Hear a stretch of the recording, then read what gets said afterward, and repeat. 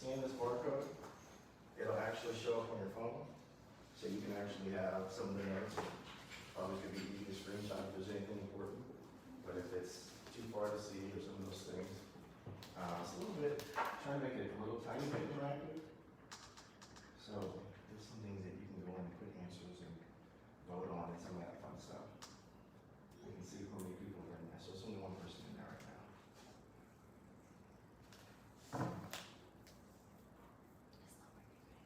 That's not working. I think just. It's not working? Maybe, yeah, it's a problem. You're real close right now. How about now? Yeah.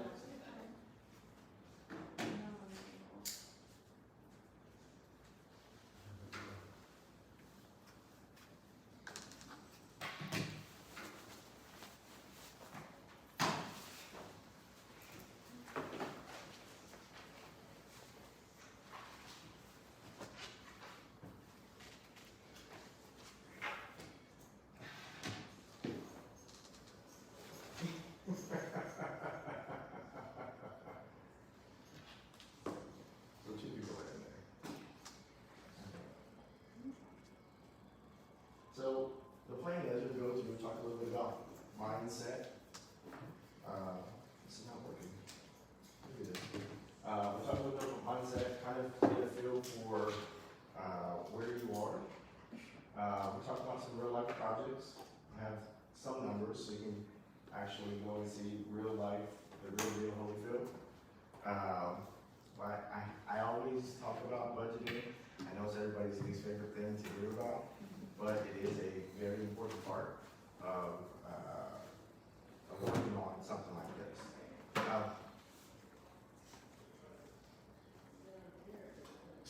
What are you currently investing in? Anybody investing in anything, real estate or otherwise? Myself. That's a good answer. That's a good answer. Invest in myself. Good to see. Invest in myself. Anybody else? Crypto, stock, real estate? Real estate investors? There's a couple real estate investors that don't acknowledge that they're real estate investors. I have a rental property, one singular. That's a real estate investor. But I think that's one of those things, right? I think when it comes to mentality, the first thing is really mentally becoming a real estate investor. And so that's one of the things. If you scan the QR code, you can actually keep up with some of the notes too. It'll actually pull up on your phone. But the mentality, right? Mentally, a lot of us, a lot of people, checking the show. Mentally, a lot of people struggle with the concept of actually being a real estate investor. It sounds like something that's just such a huge task. It requires a whole bunch of money, a whole bunch of stuff. Matter of fact, what have you heard about real estate? You can actually see if you point there. I think you can put some feedback. What have you heard about real estate? Anybody at the same time? You can share answers. What is your Horrible time to get into real estate. horrible time to get into real estate? So I'm here. Okay. It's a seller's market. It's a seller's market. What does that mean? That the seller will make more money than the buyer will at this point. Okay. Is that what you're hearing? That's what I'm hearing. Okay.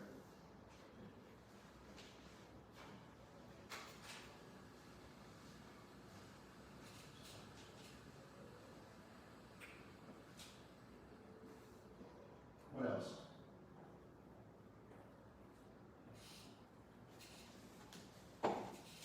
People don't pay rent. You know, people will destroy your properties.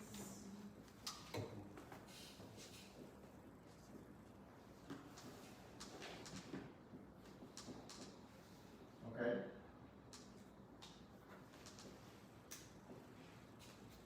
What else?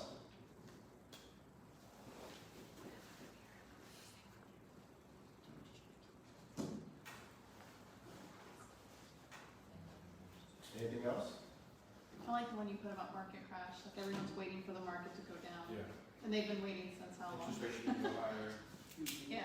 Yeah. So, market crash, I think that's an interesting one, right? Specifically, when it comes to the market crash, I got into real estate in 2016. And when I got into real estate in 2016, I was trying to hurry up and make a whole bunch of money so I could have some money when the market crashed. I'm still waiting for the market to crash. Right? And I think the thing is, a lot of people have adopted that mentality. Right? I'm going to, when the market crashes, that's when I'm going to be ready. Most people don't know what it takes, right? Realistically, when the market crashes, that's when it's a little bit harder, because if you're not in the mentality of being an investor, it takes some real grit to charge the storm when everybody else is running, right? And realistically, most people are not going to be positioned. They're not going to have the cash. They're not going to be some of those things for a market crash. And so my philosophy is, you need to buy a house when you can afford it. You can get into investing when you can afford it, right? And a lot of times figuring out what afford it means comes with education, comes with learning, comes with building the right habits and routines, and then working on the skills. Interest rates too high. A lot of people put that, right? So the reality is, there's advantages to every market. There's advantages and disadvantages to every real estate market, right? As far as the investor perspective, the market dictates our strategy and what kind of options are better, what kind of options are available or make sense, and especially considering the cash positions that you're in. Some of the types of real estate investing, and I have no intention of covering all the different types of real estate investing in one class. The focus today is going to be mostly on single-family residential. We have a little bit of knowledge and understanding with some of the other ones, but I think most of that's for a different class. Also, all the pictures that are in here, these are actual projects or things that I have been affiliated with. So that picture in the back right there is a multifamily bed, part of it. I'm gonna call my teacher's class. Still make a bunch of mistakes. But it's not just making mistakes, right? It's learning from them. And I think the biggest thing when it comes to investing, a lot of people are so terrified and they feel like I have to have everything all the way lined up, I have to have everything perfect before I get started. Again, for me, getting started, the first investment property I had, I didn't have no money. And so that's the reason why a lot of times when people are talking about the money, now I don't recommend buying it when you don't have money, right? But options, everybody's got different tolerance, risk tolerance. Everybody's got different comfort levels. And just knowing and understanding that deals are there, there's different levels of entry. There's different types of things that you can do depending on your comfort level.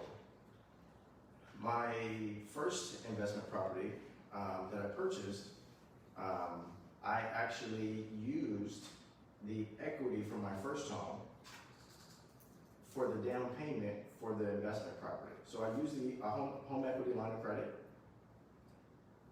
And with the home equity line of credit, I was able to go into the process. I actually used Jefferson Bank. I encourage everybody to start to build a relationship with local banks. Some of the local banks can do a lot of things, and they don't really have anybody that's asking them for money. They can get creative because they value personal relationships. Jefferson, Techstar, Frost Bank, some of the local banks, they really have things that they can do, and they can get creative and they can get a little more solutions oriented. I know that if it hadn't been for, I do a lot of things with Jefferson Bank, and if it hadn't been for them, some of the things that we were able to figure out would have been a thing. I have 5 active rentals, so addressing the rental thing, that's definitely a conversation we can have. I don't know how many flips that I've done. At some point I probably should, I don't really see a value of counting. I do a lot with the BRRRR method, whereas you buy, rent, rehab, refinance. So quite a few of my properties have gone that route. I do have an active Airbnb. I have bought a couple properties with little upfront investment. Now, there's still investment, but as far as cash out of pocket, getting started, getting creative, there's some things. We admit it, we'll say it's risky. Y'all agree with that? Yeah. So my experience is, it seems risky if you don't have the education. I think with real estate, it's risky if you do not have, and so for me, I created a buy box, and this is how I purchase. I have a process. This is generally how I get familiar and I can figure out if this is something that makes sense or it doesn't make sense, right? And I would encourage all real estate investors to come up with their criteria based on what they're looking on, based on what their goals are, based on what their needs are. Come up with your criteria on this is what makes sense. And so with real estate investing, the people who lose, I didn't realize, there were some other agents here at the office that I knew that did a lot of flips, and you know, they're having a conversation, and somebody said, I'm losing, you know, oh man, on this project, you know, I lost 20 grand, I gotta get in another project. And I'm like, people lose money? But I think one of the things is, a lot of times when you get into investing with emotion, and even some of my clients who have walked through the process have gotten caught up, and I had to keep reeling it back and say, hey, you gotta look at the numbers, you have to operate on the facts. Because if you get involved and make emotional decisions as you're going through, it is a lot riskier. But when you look at it like math, right? With real estate, you make your money on the purchase. Most of the time, a lot of times people say, oh, the east side is up and coming. Oh, this property is gonna be the next Pearl, right? And they buy speculatively. In my opinion, that's gambling, right? You have no idea what's gonna happen. Sometimes projects that are coming up get shut down. And if you buy it expecting that you can sell higher, you can end up with some challenges. One of the iBuyers, some of the iBuyers, those are companies like Open Door, a lot of companies that they are, and if you guys didn't realize, a lot of those companies that purchase properties, those are, they're investors also. They come off and they look like just a business, but they're investors, they're real estate investors. And they made a mistake when the market was going up. A lot of them made the mistake of purchasing high because they said the market is going to keep going to infinity, thinking that they could go up higher. And then when the market started to correct, then they were in trouble. And so as you're purchasing, you want to make sure that you have multiple ways to get out of it, right? That's my opinion. Be clear on what you're looking for, but you're going to want to have multiple ways to get out of it. I don't know how this thing works, but I think it's asking on your phone. What do you want to invest?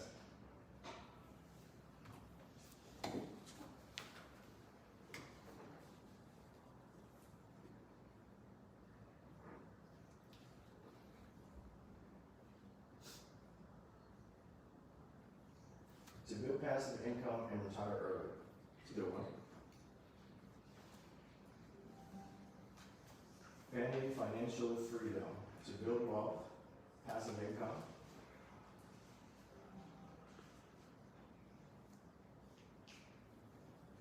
For my kids. I think one of the things that made me pivot and look at strategy, and so one of the next questions we're asking about why you're doing things, how you're, because it is a great idea to be clear, right? Sometimes people get into and say, I want to invest.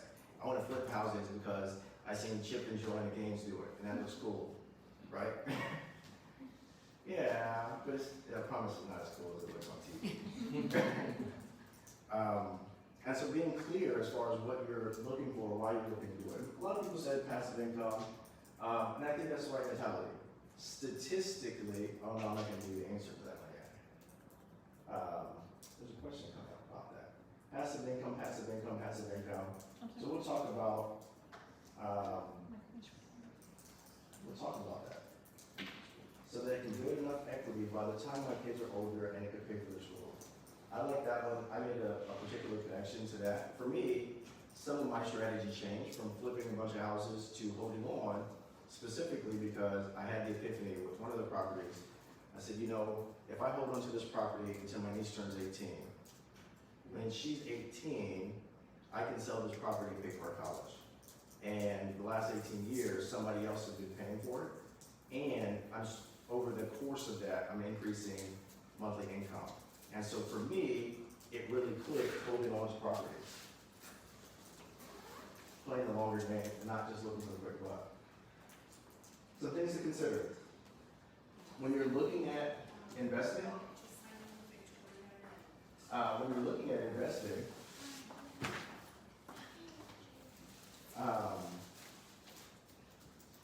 these are some things that I think that make sense to discuss and figure out. Before you get started, what's my risk tolerance? What are my goals? What am I looking to accomplish?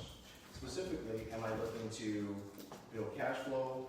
Am I looking for specifically passive income?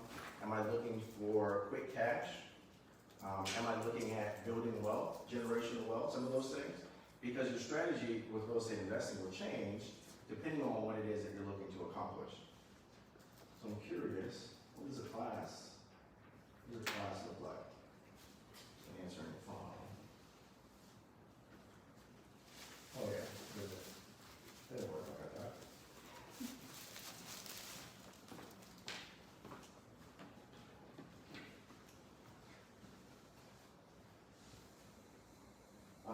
Time.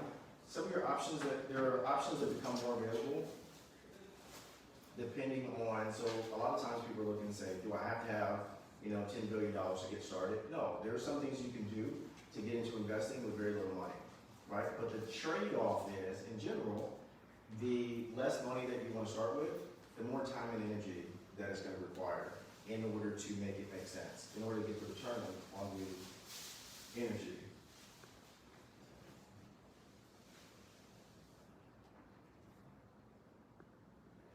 Lord, press attention. Oh, that wasn't it. No! Go back. Don't look at the answer.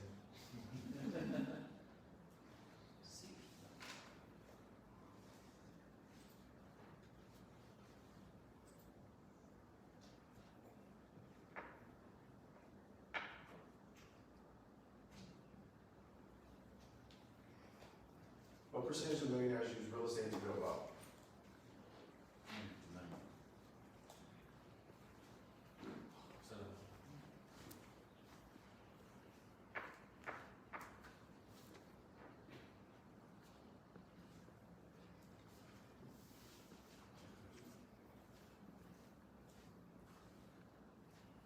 Oh, y'all knew. 90%. Right? Statistically, real estate is the thing that you use to build wealth. So if you're not Steve Jobs, you're not Bill Gates, and you're not in real estate, you're not even in the game.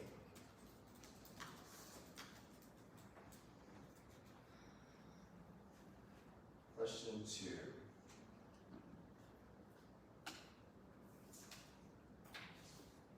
Can I purchase real estate with little money? No, you need at least 20% down. Yes, for down payment assistance programs. Yes, but it may require more time, energy, and diligence.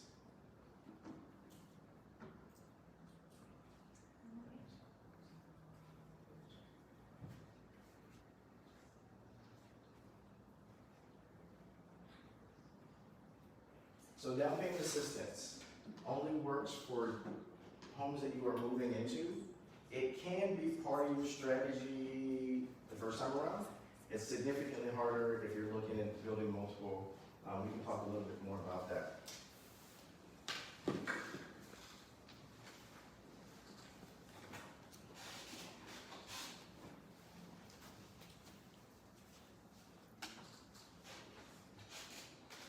When is the best time to start investing in real estate? When interest rates go down 5 years ago, when you can afford to do so with minimal risk. Option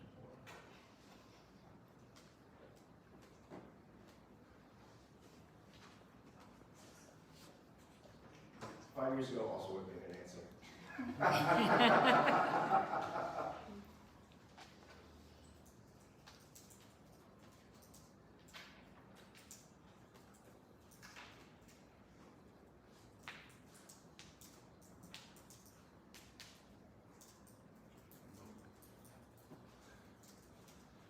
what's the best way to become an investor for most people? It is my opinion that for most people, the best way to become a real estate investor is to buy your primary residence and then buy a new primary residence and rent out the old one. And this is the reason. There's a few reasons, right? Number one, interest rates are lower. There's a lot of, when it's your primary residence, there are a lot of provisions for your primary residence that are not necessarily there for investors. When the market crashed in 2008, there were a lot of investors who, a lot of the investment properties are properties that, went to foreclosure. They said, hey, if it's that house or my house, I'm gonna take care of my house. So there's a lot of provisions that are there. Interest rates are lower, down payments are lower, a lot of options are there as your primary residence. And then you can, but additionally, what I found is it's easier mentally to become an investor when you buy a new primary and it just feels like I'm just renting. I'm not an investor, I'm just renting out my old house, right? Somebody in here said, who is an investor said, she's not an investor. But she is an investor, right? And I think that's easier to do. It's easier to digest because that's the bigger part. I had 3 properties and somebody was saying, oh, an AC guy, oh yeah, this is what I usually do for investors. I'm like, what are you talking about? I'm not an investor. Right? I was fortunate that I didn't realize I was an investor. I was just solving problems, right? But the reality is, when you can mentally make the adjustment and become an investor, you look at things differently. That property that I was talking about, that I decided to hold on to, that for my niece, that property was a property that mentally made me an investor on a number of things, right? Literally that week, I had just had the epiphany. I heard the guy saying, oh, you're an investor, da da da, and I had to go in and think about it and say, why would I say I am an investor? I think for me, I had a lot of negative stigmas about investors. Right up until that point, all the investors that I knew, they were trying to rob people, they wanted to give them nothing for the house, they were trying to take advantage of people's situations, which some people do, right? I'm not here to be the ethics committee with regards to how you become and what you do and some of those things. But being a real estate investor, mentally, that's one of the big shifts that's required to get things going. And so I think with this method, renting out your old one, buying a new one, it also gives you leverage, right? If you were to make the decision, when I bought that's how I technically became a real estate investor as well, right? I bought a new house and I rented out my old one. One of the benefits was being able to access the equity in my house. I had the home equity line of credit from my first house and I was able to use that to leverage. Additionally, by the time I made the decision to go out and rent that property out, it's now valued higher than the market was. So I can rent my personal property out, and from day one, I'm getting cash flow. Right now that I'm renting it out with what the market rate is, I can get cash flow. While I'm in the house, I can do improvements at my leisure, right? I'm moving in the house, it doesn't feel like I gotta go spend 20 grand doing a whole, I can do some of these projects. If I'm intentional, I can paint on weekends, right, while I'm living in the house. I can do flooring improvements, I can budget for some of these things, change out light fixtures. I can get my house ready for the market while I'm there in a pace that feels more manageable while I'm mentally becoming a real estate investor. Some best bets for new investors: start small and educate yourself. Continue to educate yourself. There's always new information, there's not always new, especially with the market, right? A lot of times if you jump into the market, some people would jump into the market with yesterday's information, and our market these last few years has been so active, and it can swing from one style to another. And so for me, when I'm looking at properties that I'm purchasing, generally I'm looking at having multiple ways to get out of them. I want to be able to, if I'm buying this property as a flip, I would like to be able to hold on to it also. If I'm buying this property with the intention to hold on to it, then maybe I'm looking at it and say, can I Airbnb it? Is there other options? But being able to have multiple ways out, multiple exit strategies is paramount. Getting connected with experienced investors. There's going to be a lot of things that you're not going to know you're not gonna feel comfortable with until you start having regular conversations, until you start, like for a lot of people, I'm so concerned about what I don't know, right? I'm so worried about, I have to know everything about everything. You're not, I promise. I thought I knew, I read this book, well, I listened to this book. This is one of the books that helped me get started. I listened to the book like 2 or 3 times, and I still jumped in and followed. And that's just really part of it, right? There's some things you're gonna learn, and it's gonna make more sense, but when you have experienced partners that you're working with, it's good to be able to have resources and say, hey, this is how you can get through it. Now there's some things that you can do to be preventative, right? Somebody who's inexperienced will probably have systems or processes that help protect them. And you can learn and piggyback from some of that. Sometimes people don't like to, I feel like I can do it my own way. That's risky. You can, that's risky. Understanding risk tolerance. I have a high risk tolerance. If you are not as risky as I am, then you should probably, even as you're considering mentors, right? Anybody else who's having those kind of conversations, being comfortable with the kind of plan that they can create for you that is within your risk tolerance. Creating a financial cushion in your budgets, making your plan. Again, for me, I'm a little riskier. I didn't have anything to lose, so if I lost it, it wasn't much anyways, right? But a lot of you have families, have other responsibilities, and it does make sense to make sure that you're being intentional. We can talk budget, but being intentional and saying, this is how we make sure that we're being intentional about that. We won't go there yet. Stay up to date with market trends.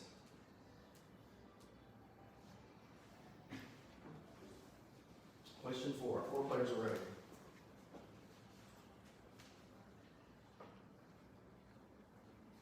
The question is, how can I find good deals?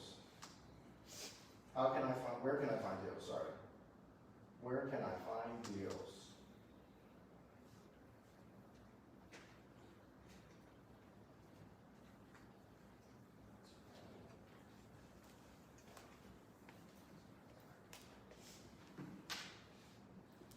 Everyone has voted.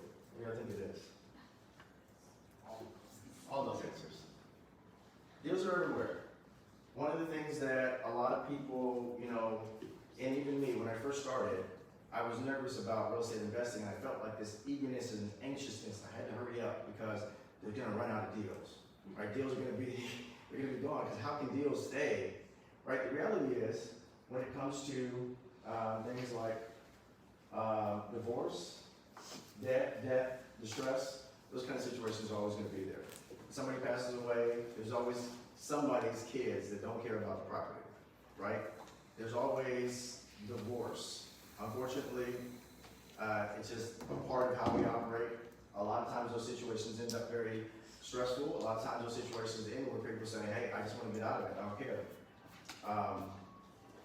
The MLS, when I first started, there was a ton of deals in the MLS, right? It was literally go in there, and let me tell you, when I first started, I really wish I'd have been able to buy a long time ago. I remember when you could get a nice house, fixed up, all the fixings for $150,000, and that is not a thing anymore. People that you know, I think a lot of times people are very surprised. You would be very surprised to know how many people around you are looking to just offload something. And so that's where it's important as you make the mental shift to say, I'm an investor, that you are telling people I am an investor. Because as you start to have that conversation, people will start to, and one of the things for me, right, because of the fact of how I grew up and I didn't want to make other people feel uncomfortable, I was a secret investor. I was a secret agent. I didn't really make a lot of noise. I didn't really try to tell people that I was investing. And I acknowledged that I knew I was missing opportunities, right? Because of the fact that a lot of the deals that I got were literally because people brought them to me because they knew I was an investor, right? When people know that this is what you're doing, people can help you create opportunities. Nobody knows.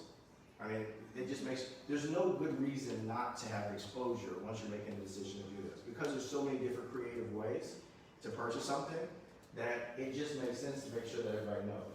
Anybody know what driving for dollars is? Driving for dollars.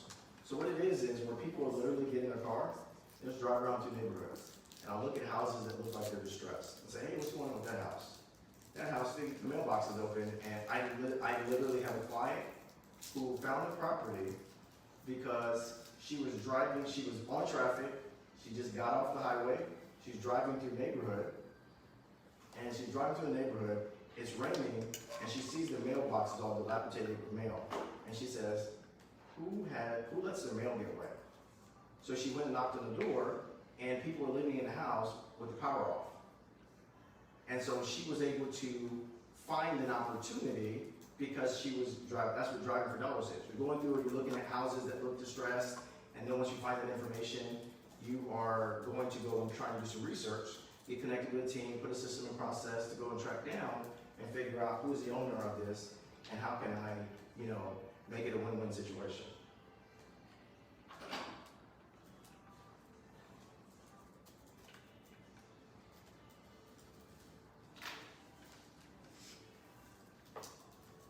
The facts. 90% of millionaires use real estate to build wealth. There are a lot of tax benefits. I think that's one of the things that, when it comes to real estate investing, there's probably not another vehicle that has the amount of tax benefits that real estate has. When you are a real estate entrepreneur, there are so many different things. There's one rule called the Augusta rule, right? With the Augusta rule, you can rent out your property for up to 14 days. I'm not a CPA, I'm not a professional, licensed professional, so do your research, talk to a professional. But you can rent out your property for up to 14 days, and you can actually rent it. And so what that looks like is you kind of look in at the market and you see what market rates are, you rent your property out to yourself, and you can actually, or for a business or whatever like that, and you can actually write it off as a tax deduction, I think twice a year or something like that. So there's literally a ton of tax strategies, even when it comes to buying and selling properties, right? In a short term, when you look at things like flips, there's a higher tax responsibility you have because of the type of profit that you're making. But there are some things that you can do, and you can defer your tax responsibility on a property, and I have some notes of a property that I did that, where you can actually say, I'm gonna sell this property, but because I'm buying another property, then I'm not gonna pay taxes on it yet, I'll pay taxes when I sell that property. And that's one of the things that a lot of people will do as a part of their strategy, just to make sure that they are getting the most reach for their money. Oh, let me go back, sorry. It's an inflation hedge. Real estate is one of the best inflation hedge because as inflation goes up, so does your real estate value in general.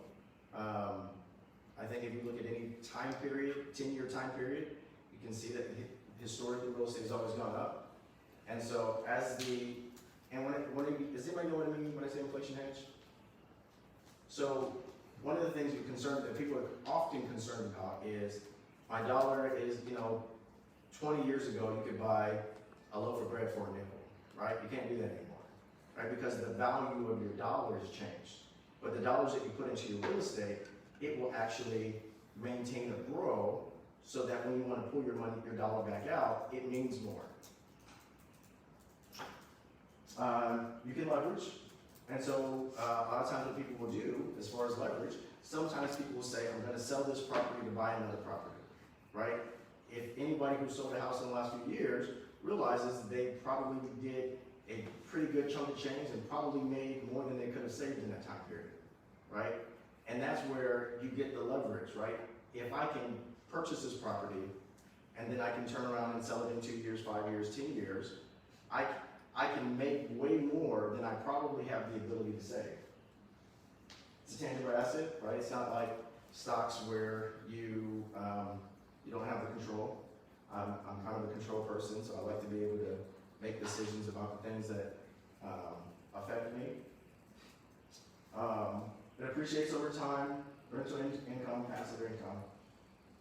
The risk. These are some of the things that people are concerned about, right? When the market changes. And this is one of the things you can do to protect that, is making sure that you have multiple ways to protect yourself. And so if you're looking and saying, I'm buying this because I want to turn around and sell it, and then the market shifts before you sell it, that's a real concern. My recommendation is when you're looking at your numbers, be conservative. As you're making your plan, be conservative, right? For me, whenever I'm looking at a flip, I'll look and say, you know, the numbers may say it's worth $200,000 after I'm done. I'm gonna plan, I'm gonna make all my things based off of 190, right? I gotta give myself a little bit of cushion. Chances are I might go over my budget, but also if my plan works at 190, it definitely works at 200, right? And so I can be more conservative if the market shifts, if I have to give seller concessions, if I have to do something, if I say, hey, you know, somebody in my family died, I need to get off this. If the market turns and I say, hey, I need to be able to sell it for a discount, I don't necessarily have to take a haircut on it because I was conservative in my purchase. High entry cost compared to stock, crypto, some of these other things, it's more, right? I can invest in crypto in $5, right? I can invest in stocks with very little. Comparatively, there's a higher investment. Depending on your different investment strategy, there's a higher investment. Not being liquid, my crypto, if I want it, if I want my money out, I can just cash it out. Give me a couple of days, it's back in my pocket, right? With real estate, it takes a little bit longer. Bad tenants, vacancies, those are real things. And one of the things that we've done when it comes to bad tenants, a lot of y'all don't know, Sylvia used to be an apartment manager, and when we first started, and I told her that we were gonna start doing this, she said, I'm not gonna do it. I hated working with tenants. I said, no, we're gonna do things different. We're gonna have this, and she went on board. Now the reality is, I think that some of the major flaw that people have when they're looking at tenancy, right? People say that what's the common things that you hear about tenants? I think we saw a couple of them, right? People don't pay the rent, they tear up your stuff, right? That's some of the things that you hear all the time. Sylvia, is that something that we have with our renters? No, we have really good renters. I think a lot of it comes down to mentally, when you're looking at real estate investing, looking at it as a business. And so with a business, you're gonna make investments. With a business, you're gonna be very intentional about how you do things. A lot of people, when they get to that point of renting, they say, I just need a body to cover the rent, right? I just need somebody to sit there and cover the rent. Like, if they can do that, like, I'm good. Maybe it's not the right body. Covering the rent doesn't give you any cushion if things break down, right? You should still go through a process and make sure that it's the right person. But because of the fact that I say, I just need a body in here, I also a lot of times have the mentality, they're just gonna tear up your stuff anyways. So why should I even do anything to it, right? Why should I fix it up? Why should I do these things? And I think that there's relationships to that. Realistically, if any of you guys have ever been a renter, if you were a good renter, chances are, when you were in the rental market and you looked at ugly houses, what'd you do? You kept looking. No, I'm not interested. I'm looking for what I'm looking for. And so when you put a market on when you put a property on the market like that, say I'm just going to put it because they're going to tear it up anyways. You're intentionally making a decision to miss the good renters, because those people will pass your property and they're going to find what they're looking for. But who's going to take your property? I just need a place to stay. I need to get out of this bad situation I'm in. I might not be mentally, I might not be out of my bad situation, but I just need to physically be out of it, right? And those are the people who tear up your stuff. Those are the people you might have challenges with. And so one of the things that we found out by default is a lot of the properties we've gone through and we fix them up. Majority of our properties we fixed up, and they're really nice properties. They're in a situation where they look like flips ready to sell.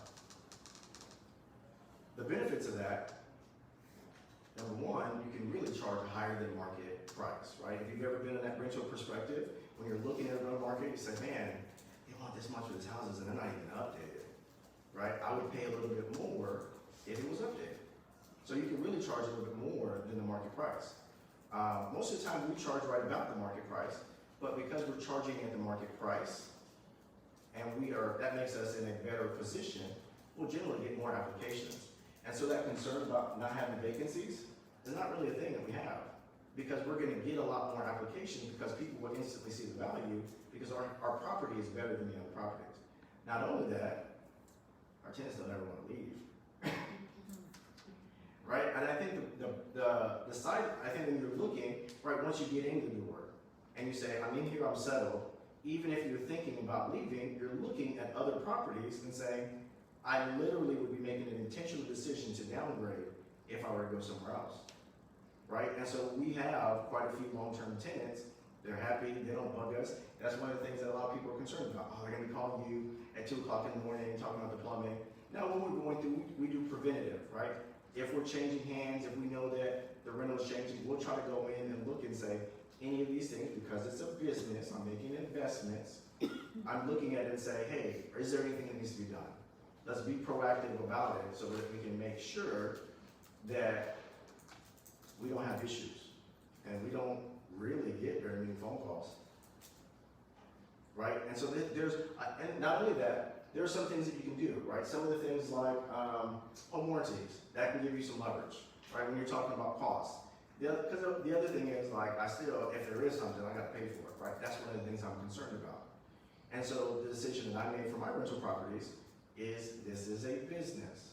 I do not take any income from my rental properties because the intention is this is something that's supposed to be helping me build wealth. So what I've done is I have a bank account that is only affiliated with those properties.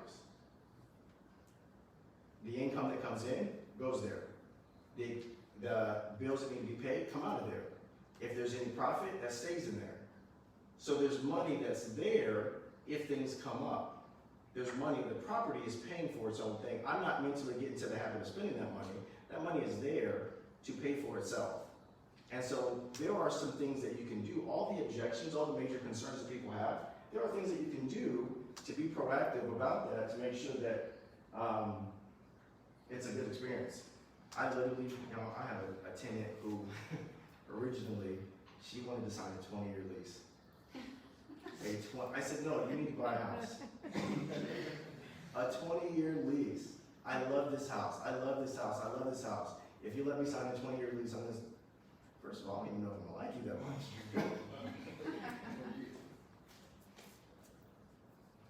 Where can I get the money? So traditional mortgages, right? When you look at traditional, a lot of times this is the way when people think about real estate investing, traditional mortgages. I call the lender, I say, hey, I want to buy a house, I pay 20% down and get the house. That is still a solid way to buy. For a lot of people, if I gotta wait till I got 20%, it's gonna be a while, right? Hard money lenders. Anybody know what hard money lenders are? How they work? Isn't it a really high interest rate? High interest. Like they'll loan it to you, but High it's like interest rate. crazy Y'all started high. with? I remember. High interest rate. You can get money a lot faster, right? They can get you, some hard money lenders can get you the money in 3 days, right? Hard money, there's pros and cons. When again, we talked about using less money, there's costs. The costs are gonna be there, right? It's one, you're taking it out of one pocket, put it in the other pocket. There's some kind of cost, either financially or with labor, there's gonna be a cost. And so yes, the interest rates for a hard money loan are higher than a traditional loan.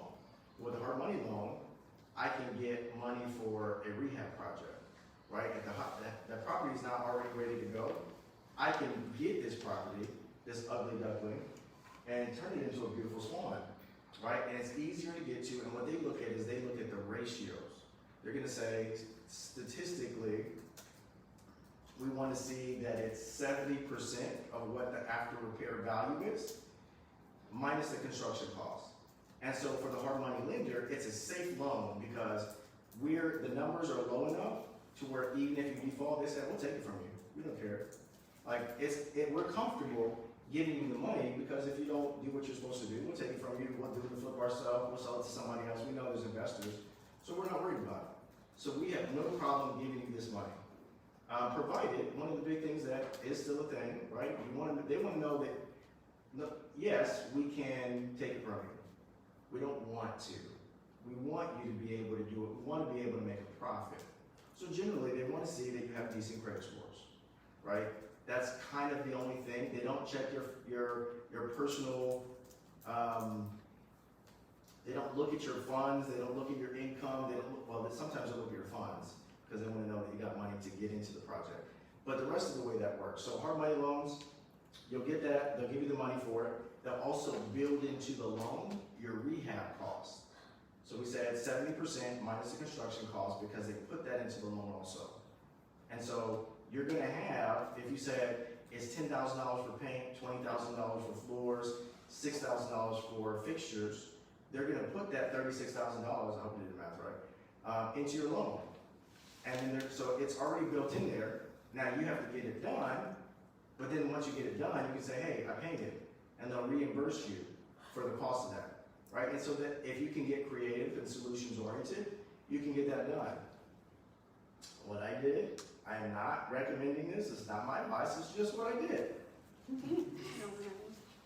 When I got into my first real project, I had one of them cards that you pay in 30 days, and said everything that I can get done on this card, I want to get done on this card. Contractor, will you take a card?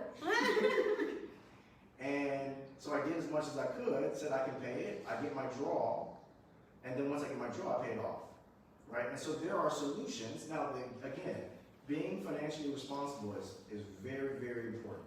I don't want anybody to get into any trouble with doing this because the whole goal is to build wealth and get to the next level.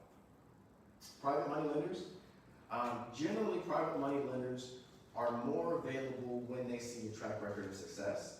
And so private money lender could be somebody in this room. It just says, hey, I got some extra money that I want to make some money on, right?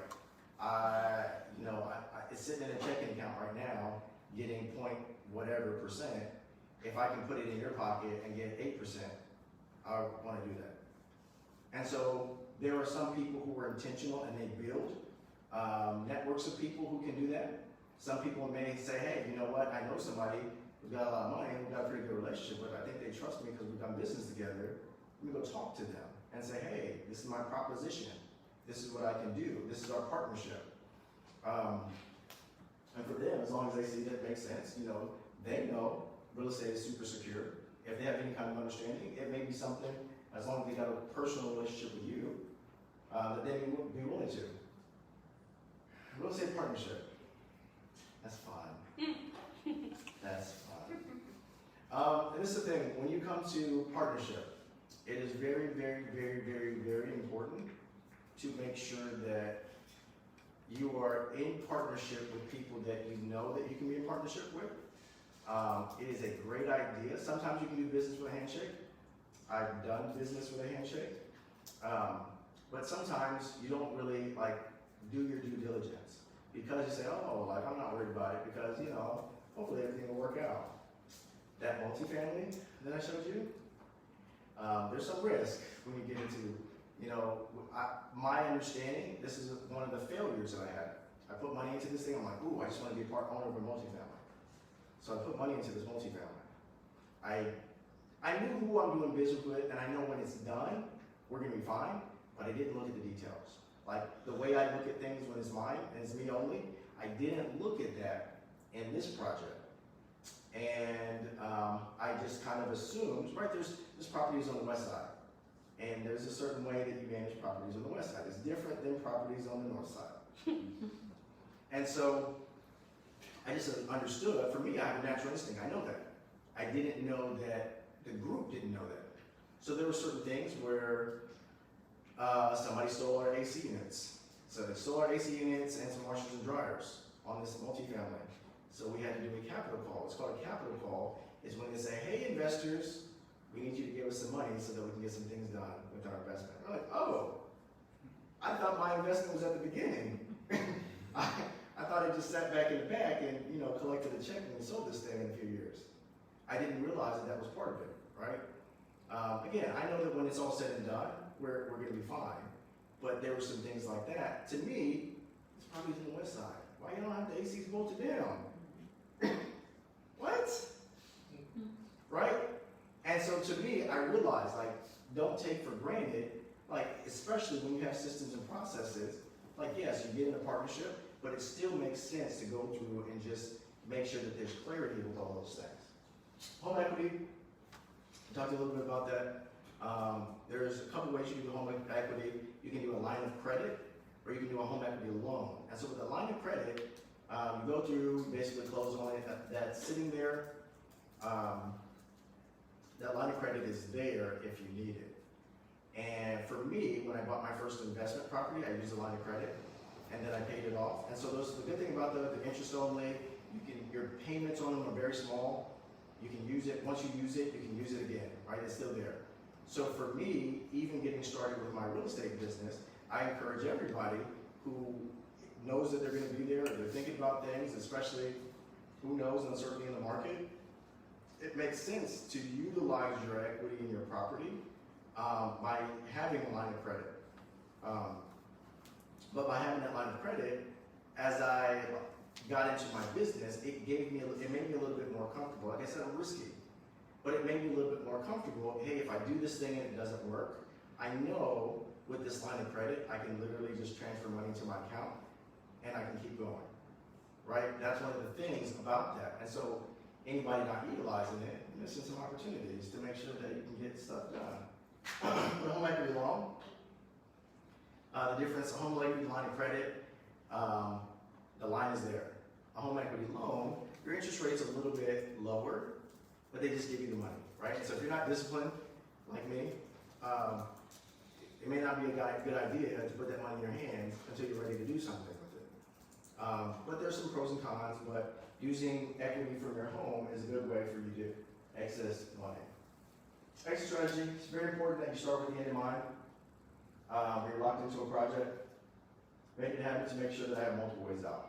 So looking at a property and saying it's a good investment deal, looking at it all the way to the end and saying, how am I getting out of this?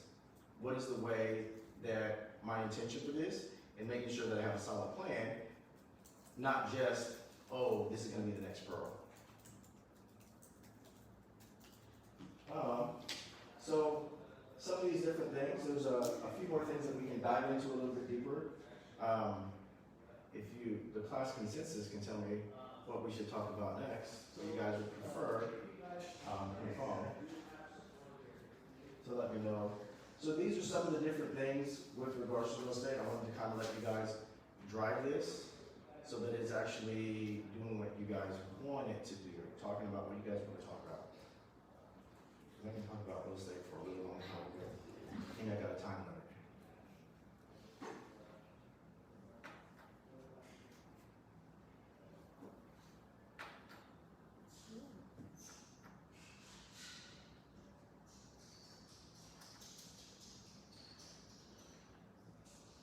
How do I get started?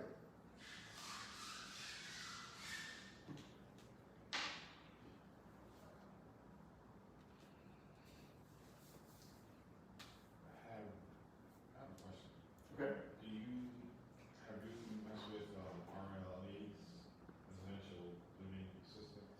Or do you talk about that? So I looked at it, and then I ran from it. The reason why I ran from it is, as I was starting to look into it, I talked to a few people who had a lot more experience, specifically in that field. I'm looking at it and saying, oh, RLA, sorry guys, RLA, Residential Living Assistance. And so that's basically what that looks like is, you can actually take the property, you can make it a care center. And so there's different versions of it. There's RLA, there's senior assisted living or assisted whatever. And so basically these are versions of people rent out different rooms and you can make a lot of money doing that. There are regulations with regards to the kind of care that has to be there depending on which avenue you're going through. And so with the people that I talked to, because I was really, really intrigued, because you can make a lot of money with it. Like when you're building it up, like you can charge like $4,000 a room. Like you can make some really good money on that. But a lot of it is networking. Your clients. There's doing a lot of networking, but the people that I talked to that were doing it, one person I talked to, and he's a real estate investor, that he said he lost a lot of money. He also said that there's some, his perspective, this is not, I didn't fact check it, I just took it, hey, you're doing it, it's not in alignment with the things that I'm doing, so I'm not gonna go down that rabbit trail. But his perspective was that the regulations, there was a lot of regulations that were coming down the road that were making it significantly harder to do it. And to me, that made sense because one of the properties that I was supposed to be closing on this year formerly was one, and the person who was selling that also had another one that was in Alamo Heights, and both of those are not. And I don't know the story behind them, I don't know, but I know that they're not residential assisted livings anymore. So to me, I just said, okay, I'm not gonna go down that trail. How do I get started? So the best way, again, my recommendation, the best way for most people, actually no, before I even go down that, the biggest thing is you gotta go back to those questions that we talked about. The first thing you need to do is figure out where you are, because your strategy is gonna be different. If you're saying, I'm trying to build cash, you might be looking and saying, do flips make sense for me? If you're saying, I'm looking to build long-term wealth, you might be looking and saying, how do I get into long-term, how do I get into residential rentals, right? But your path also is different based on how much money you have, right? It is important to go through and say, I need to get resolution on where am I. I'm taking an accurate picture of where I am today. Because a GPS, I can give you a roadmap, but if you don't know where you started, if the GPS doesn't know where you're at, it's not gonna get you to where you need to go, right? So you're gonna look at what is my risk tolerance? And if you are in partnerships, relationships, some of those things, it's probably good to have that conversation with your partner. It's probably a good idea to have that conversation and at least have clarity. What's my risk tolerance? How much money am I going to be comfortable to invest?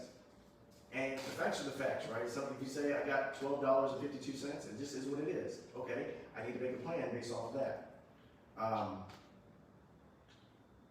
Risk tolerance, how much money, how much time can I commit? I would recommend anybody who's looking to get into real estate investing, be intentional and saying, I'm going to commit this much time. I mean, time block and say, this part of my week is gonna go to, first of all, educating, right? Then making sure that I'm becoming aware of how to get into deals, right? Or practicing the behaviors to get me deals. If I say I'm gonna go driving for dollars, then 4 times a week, 2 times a week, 1 time a week, depending on my goals, depending on my schedule, I should get in the car. That should be part of my plan. Money, time, energy, effort. I really encourage everybody to start. The very, very, very first place that I think you should start is a budget. Being clear on saying this is how much money I have to do stuff. Because jumping into it, if you just jump into it and not having an understanding of the money piece, like you may realize that, hey, I'm doing these things, but maybe it's not the best thing that I should be doing. Maybe the first thing I should do is make sure I'm solid here. Or being able to clearly see, hey, I've got $1,000 a month that I can put towards this. How am I gonna best spend that, right? And so in a situation like that, once you have, so I sent out questionnaires and I realized that some people had some reservations about getting the information in some of the questionnaires. And the real point of that is for me, when we're sitting down, we're having conversations, it's significantly more beneficial when we can understand where you're starting from, right? When you have the answers to some of those questions, so we can sit down and say, okay, now we can make a plan based on what it is that you are looking to do. Because it's not gonna be the same for everybody, right? Some people I know got their first investment property and started making an Airbnb off the rock. Right, and that's, for some people, that's super risky. That's super scary. Jumping straight into something like that, that's not gonna be the same thing for everybody, right? And so being able to create a plan specifically based on when I know what my goal is, right? If my goal is to build wealth, my goal is to do X, Y, or Z, I can make a plan based on that. So getting situated, getting founded, I am definitely open to sitting down and having further conversations. about what that looks like, helping and guidance in some of those things. The money, I would say, even though you can buy with little to no money, you should put some money away. You should be intentional about working on some of those things. Now, I don't think that that stops you, right? Because knowing what your strategy is. So there's some things that you can do. I don't think I have wholesaling anywhere in my presentation. Maybe I have a little bit about it. Yes, I do. I do have wholesaling here, right? If you don't have any money, wholesaling is something that you can do to help you get some money. But that's where the plan, your method of moving forward starts with looking at where I'm at today. Anybody know what wholesaling is? Wholesaling? You're the middleman.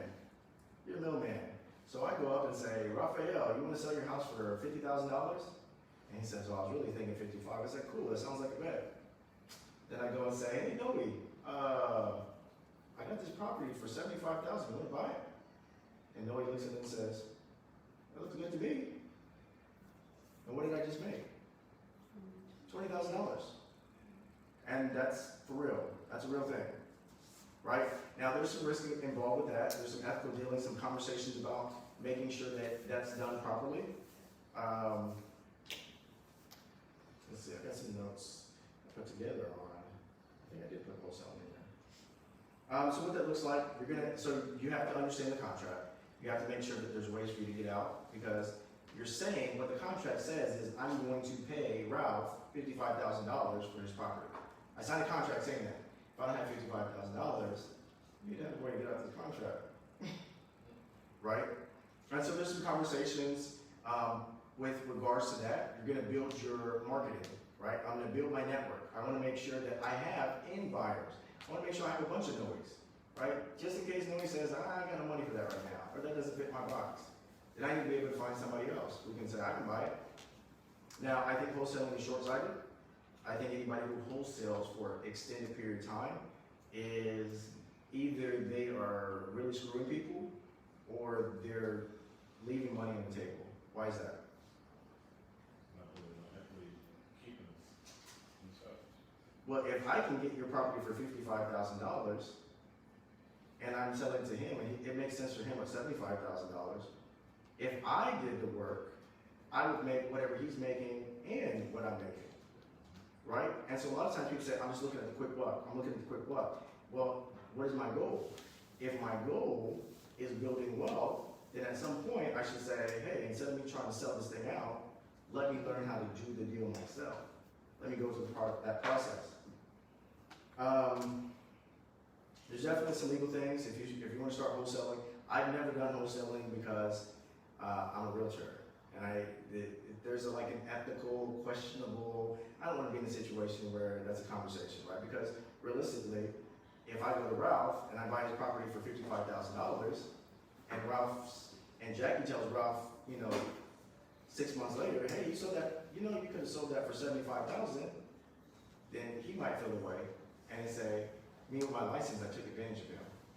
Right? So that's kind of the advantage of some of you with unlicensed people. You can go and you can move a little bit differently. So, to answer the question, how can I buy with no money? Like, if somebody had no money today, if you could put a dollar amount on how much somebody should have saved to get started, what would you say? It depends on your goals, your risk tolerance, your priorities.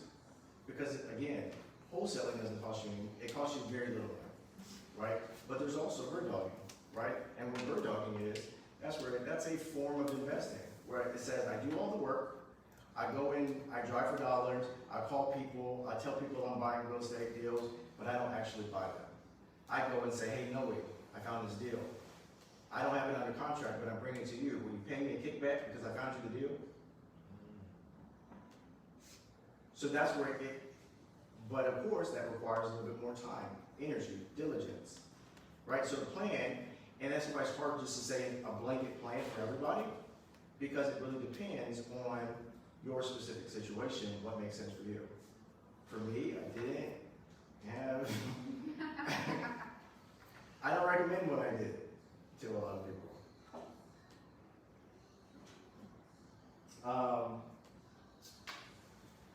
But again, if you have access to equity in your property, right? If you have access to equity in your property, I would start there. That's something that is the simplest thing that you can do. I think everybody should have, especially in an uncertain economy, if you've had your property long enough, I don't think that there's an amazing reason not to have a line of credit. Because at some point you may want to start a business, even if it's not about real estate. You may want to start a business, you might want to, we don't get anybody out of jail with it. There's different things that you might want to do with it, and being able to, there's not a good reason not to have access to your money. But to answer that next question, how do I buy my money? There's bird dogging, there's wholesaling. Even with finding the right deals, if you can find the right deals, even with hard money, the right deals, that comes with education, right? With the right deals, you can buy property with very little money. When I say very little money,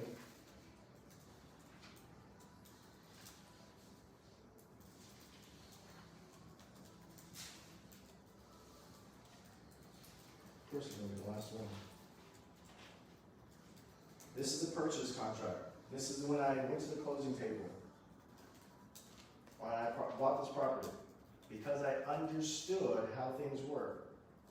Actually, what's this number that circle say that I brought to the closing table?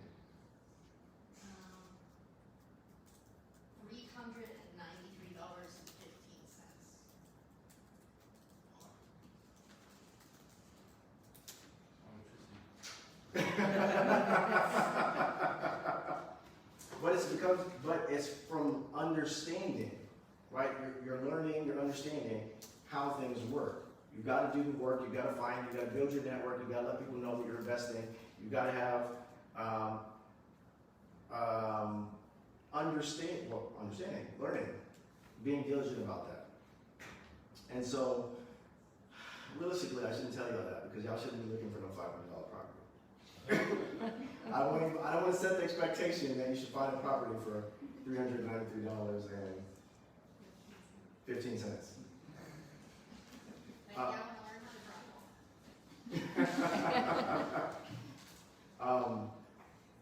as far as buy and hold, we'll go buy and hold. What question? Does everybody? First of all, how do I get started? Is there an adequate comfort level of understanding? Does anybody have still questions about? Does anybody still have questions? What that looks like? Further questions? What about buying with no money? So again, there's going to be some things to go deeper. This is service level. We're going to have deeper, specific conversations. We can set up some time for that. There's only probably so deep that we can go here without having specific examples or being able to show or make connections. Buy and hold. So a few ways. The most common, the one that most people hear about, is put 20% down and purchase a house. For me, my buy and hold is really more the burden, right? Because of the fact that you can potentially buy a property for little to no money down, right? And then you can do some of the rehab to it. That's another benefit I talked about here. Because you can buy the property, you can do the renovation, you can rehab it.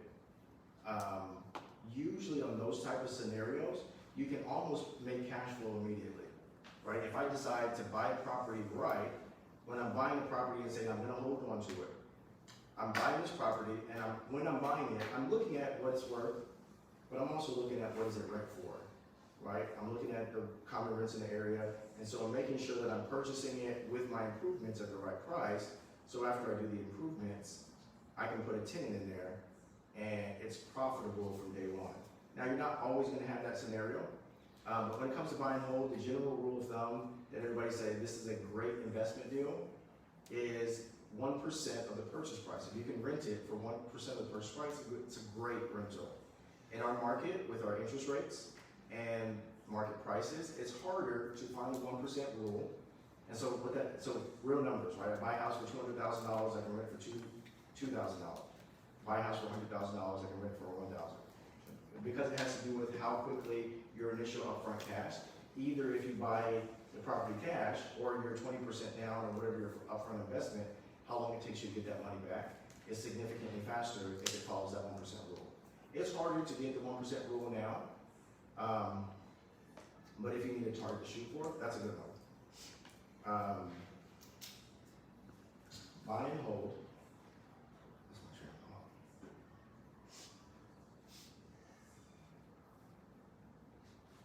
Is it realistic in this market to be able to buy a property, to hold it, to be able to make some cash flow?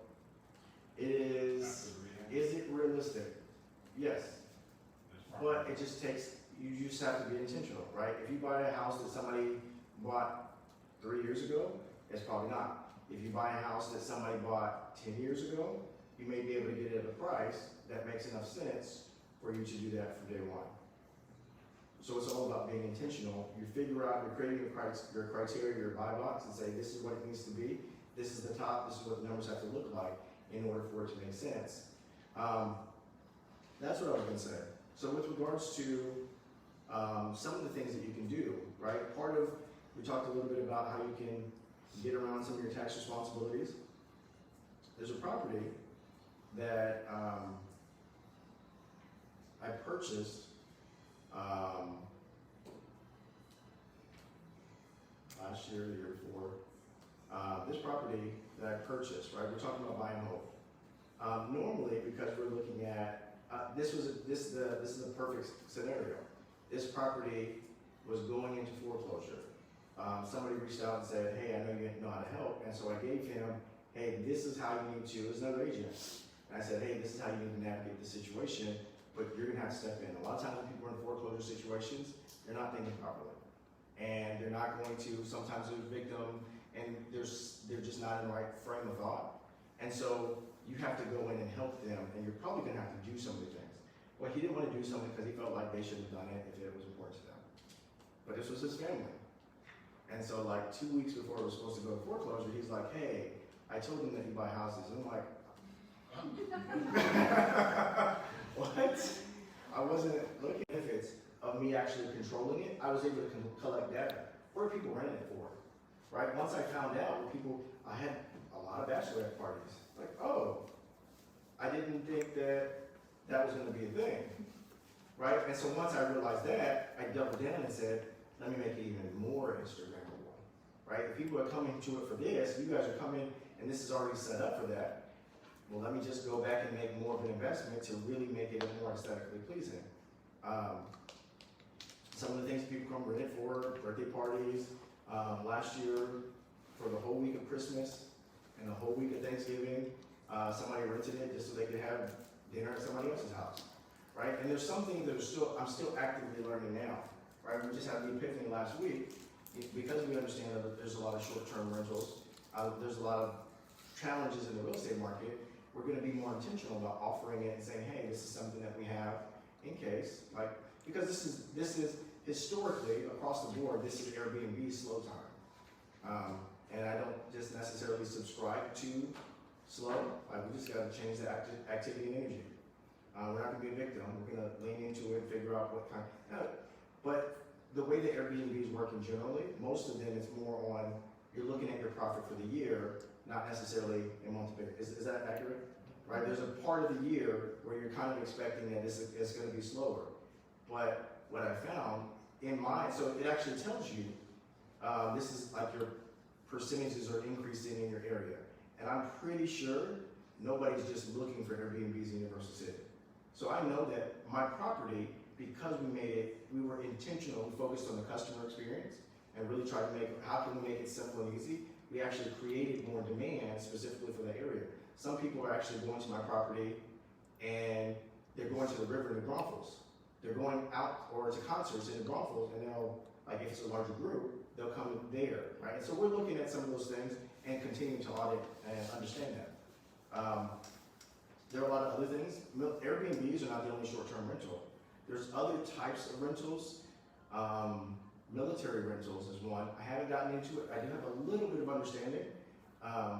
It requires building up your network, but the same thing. I actually had, when I was first getting the property ready, a military pilot came to the property. We're having a conversation about it, and he was telling me that they were allowed, this was in the height of COVID, they got an allowance. And so when they're stationed here, they're here for whatever the time period is, and they have an allowance that they can actually use to go and rent a property.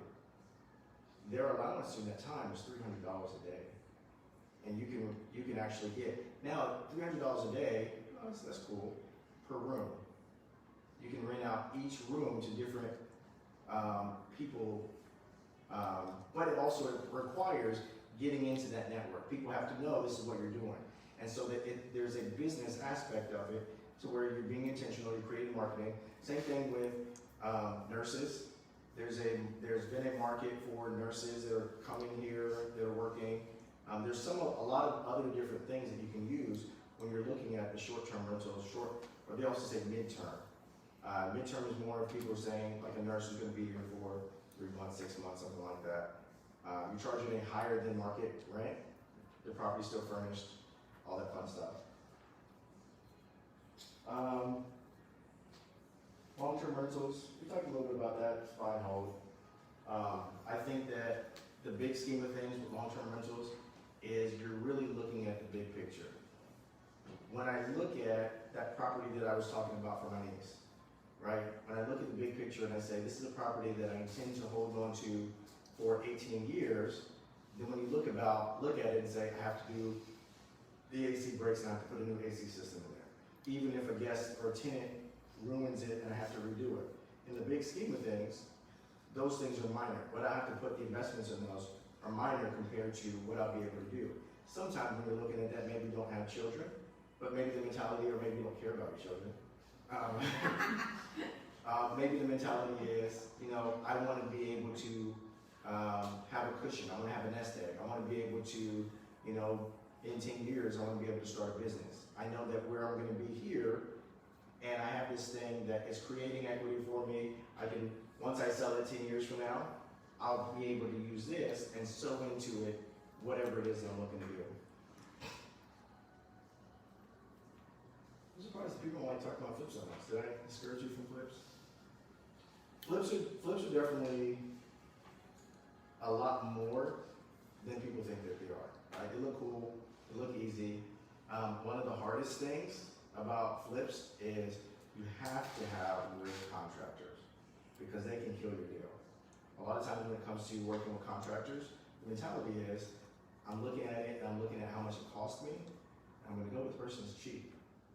And what we've learned is the cheap person is not always cheap. When you have to do the work again, when they take a long time to do it, when they go up missing, when they give you headaches and they stress you out and they say, oh, they give you the sad stories about why they can't get the work done, when their expectation and standard is lower than yours, right? And so this is where, as a part of getting ready, if this is part of your strategy, that is something that you should start to incorporate with what you're doing. I want to have quality contractors. I don't want to have the most expensive contractors, but I do want to have somebody competent that I can hold accountable. I want to have somebody that if they say that they're going to do it and this is when they're going to do it, I can expect that it's going to be done properly. That is going to be the biggest thing to kill and ruin your flip experience. What else about flips? Stay on the budget. Stay on the budget. It's easy to get carried away. It's easy to see some of the things that you see on those TV shows and say, ooh, I would love to become a designer and make these things nice and pretty and the best thing since the best thing. But you have to look at it and you have to look at it from a practical perspective, at least initially, right? Sometimes you can go and be a creator, right? If you are building a house in the Dominion or you're renovating a house in the Dominion, right? Sometimes you can do things and create and add extra value because you're creating a newer, or you're adding value to it, right? I actually saw, as I was prepping for this, speaking of adding value, a house that I sold that was a 3-bedroom, 1-bathroom house that I wish that I could have made it a 3-bath. It was set up perfectly to make it a second bathroom. The person who I sold it to made it a 3-bedroom, 2-bathroom house, and they sold it for like 70 grand more than what I sold it for.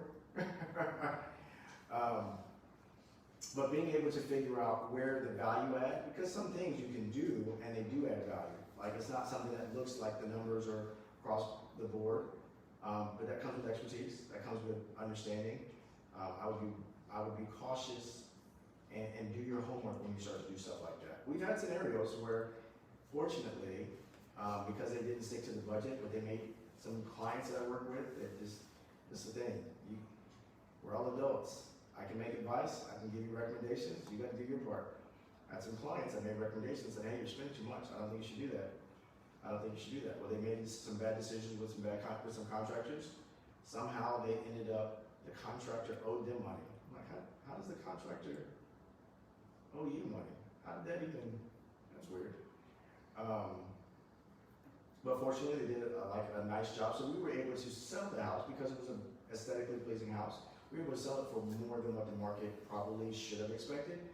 But that was their intention from the beginning, which was not what I recommended. I told them, hey, this is what your budget, this is what you need to plan for, because realistically, if they planned for that lower number, and we were able to sell for that, it would have been additional profit.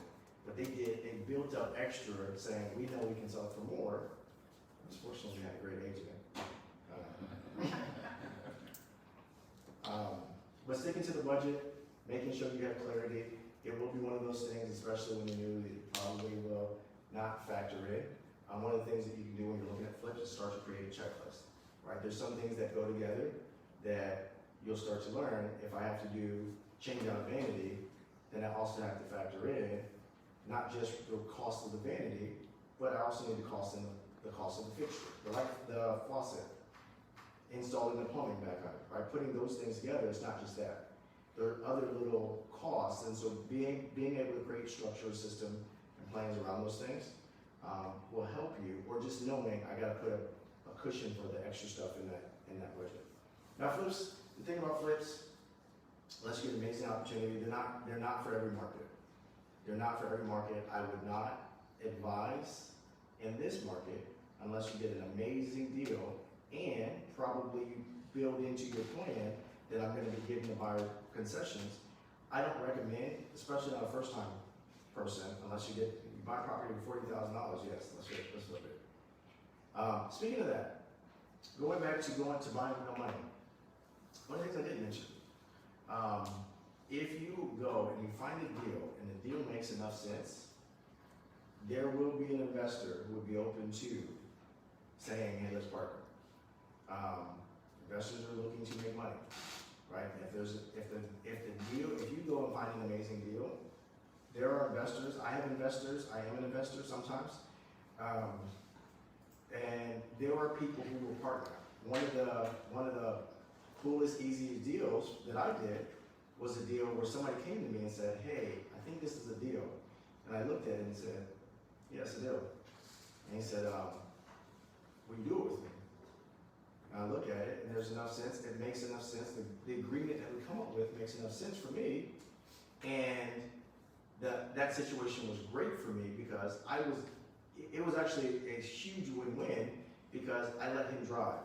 And we're going through and saying, hey, you should do this, you should do that. And I say, hey, I think you should do that. Now I let him make decisions so that he could get the real experience and he's doing it, he's really getting comfortable with driving, even though with a safety net, right? I'm not gonna let us fail because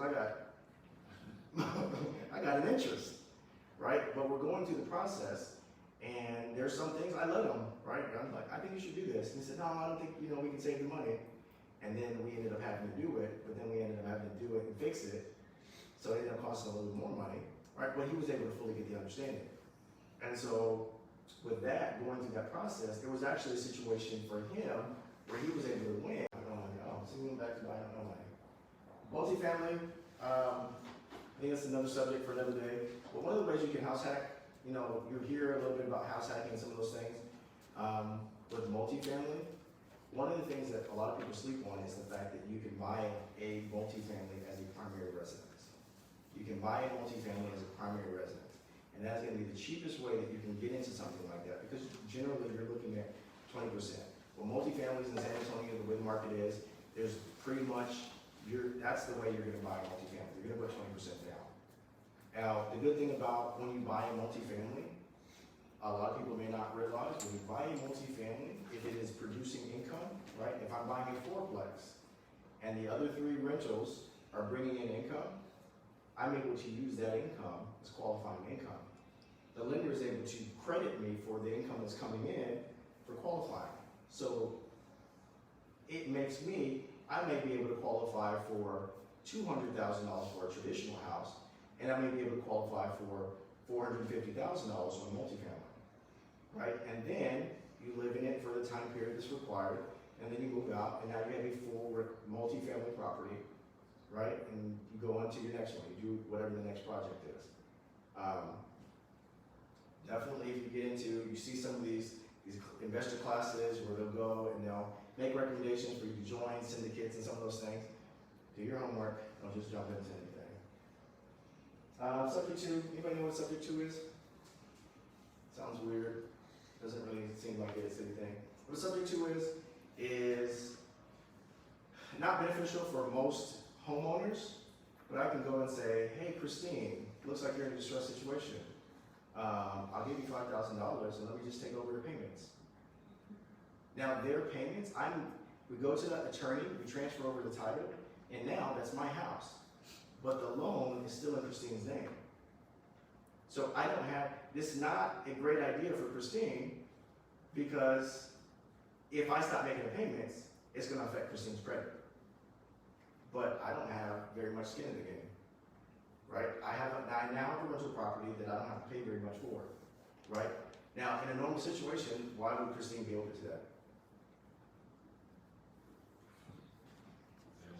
I'm just done. I'm ready to get out. The most important thing to me is just getting out of this property. I don't care.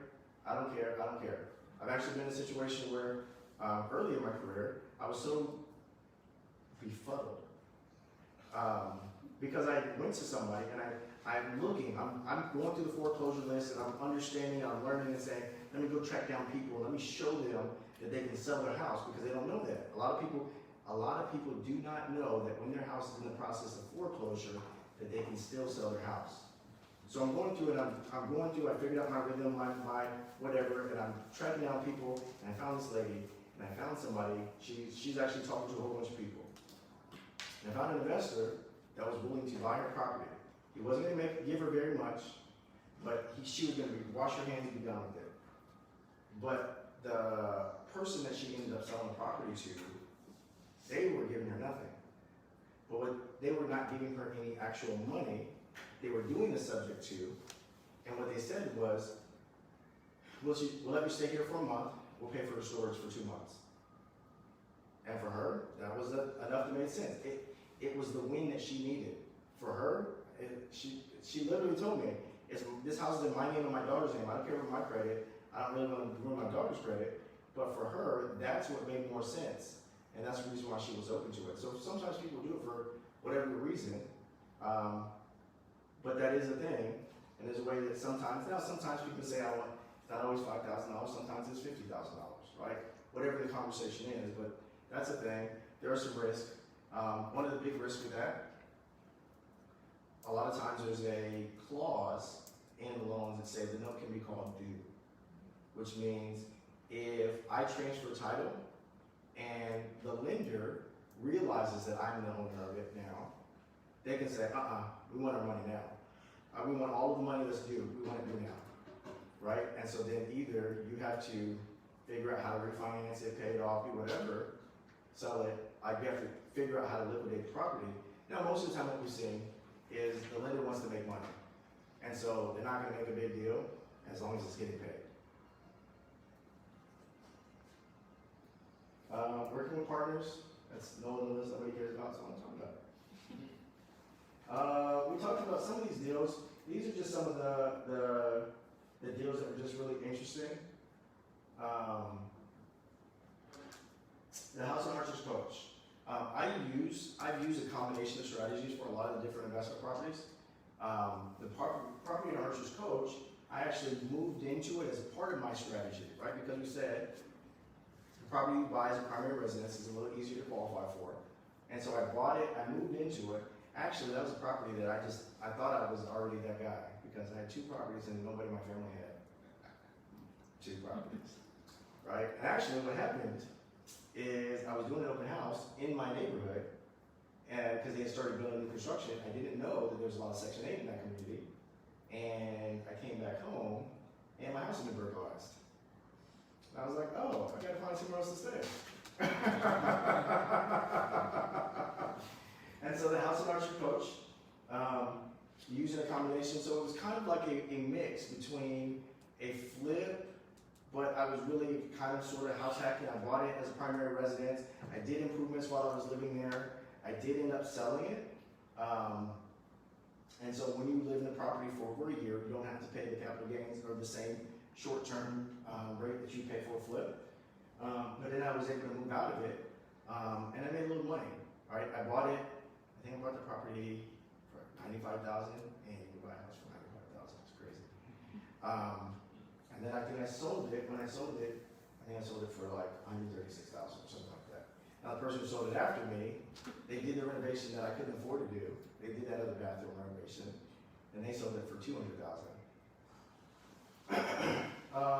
Castro Oak, that was the one I talked about where I did the loan, where I pulled the money out.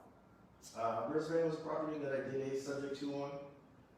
The situation with that one is she was selling the property, they had started to sell it, and they said, no, we're not gonna sell it. She got cancer, some things happened, and then there was a divorce type situation, and she was living at the house, she had a new boyfriend, and the husband was like, hey, that's my house. And she was like, nope, I want out. I don't want to go through the process of selling it. The quickest way. So we did the subject to, I paid them some cash, we took to an attorney, we did our due diligence, I took over the payments for it. Eventually I ended up selling it to my sister for a loss. Rustic Forest, that was the one I talked about where that's the one that mentally I became an investor. Right, I held on to it, I still have it. But that property, we were actually able to get creative. One of the things that's important about that property, I realized that you can recognize when you mentally are there, it makes a big difference. So that one, I really became an investor in that property. Literally that week, somebody said, I woke up and said, I'm an investor. I don't know why I've been fighting this. That weekend, I'm talking to a lady. Now I'm in a project on this same area. It's a 2-story, about the same size as that property. And I'm talking to a lady and she said, do you buy houses? And I said, no, but we can help you fix them up. And she said, I know what I want. I know what I want for my property. I want to sell it as is. And I said, oh shoot, I'm an investor. Yes, I buy properties. And so I went to look at it. And so I know the numbers because I'm literally doing a project down the street. And so hers is a 1-story, mine's a 2-story. I'm like, well, I know this makes sense, right? And I went into the house and it wasn't bad. So I jumped into it, we did the deal. We were able to structure that in a way. One of the things that some of these ones, so the one that I got $300 out of pocket, the way I did that is the numbers, the spread made enough sense from the hard money. But also I was able to work in concessions. I was able to get seller concessions added into the loan. Now, I think I probably fell through the crack because I think that hard money lender was new, and when he realized I did it for the second time, he said, don't do that anymore. But it was because I understood, how things work. And so in this situation, I did the same thing, kind of raised the offer price, asked for some of the concessions back, so my cash out of pocket was a little bit lower. One of the things that I did terribly with this property is that I just saw it as a deal, so I bought it, and I didn't do anything with it. It just sat there. I'm making a mortgage payment on it. Because you do with hard money, you have to make an interest-only payment, depending on how it works, for almost a year. Now, my mentality was, I bought it because I said, this is a deal, and I did try to shop it out for clients. I tried to talk to a few clients, this is one of them, that I tried to say, hey, this property, somebody should buy this property. And so that was part of the challenge, right? I didn't have clarity. And I'm going out and talking to people and saying, this is a deal, somebody should take this deal. And then after a year, I'm like, oh, I should do something with this because it's costing me a lot of money. And this is where being decisive, having clarity, right? Because I paid a year worth of interest-only payments on that. A year's worth of interest-only payments and taxes for a house to sit. And then we had to fight because our money lender, once that year was almost up, they had terms, they had some of those things that they wanted me to renew the loan, which means I had to figure out how am I gonna come up with the cash or refinance out of this thing pretty quickly. So we were able to figure it out. House of New World. One of the biggest things I learned with that one, you gotta have to talk with contractors, because we had probably, like 50 contractors. We had to fire.